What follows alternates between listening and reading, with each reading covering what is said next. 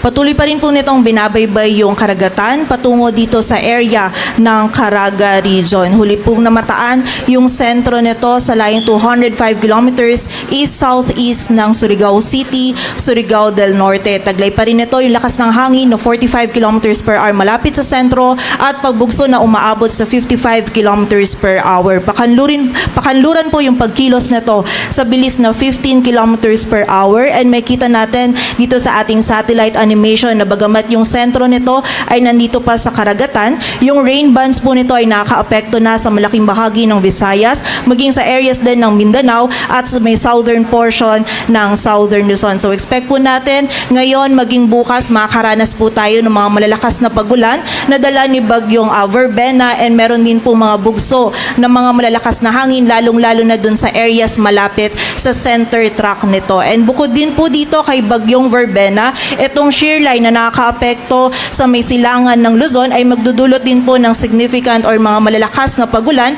mostly sa malaking bahagi or sa eastern section din ng northern at central Luzon. So malaking bahagi po ng ating bansa yung pinag-iingat natin dahil po lalong-lalo na sa mga pag-ulan na dulot ng shear line at ng bagyong Verbena.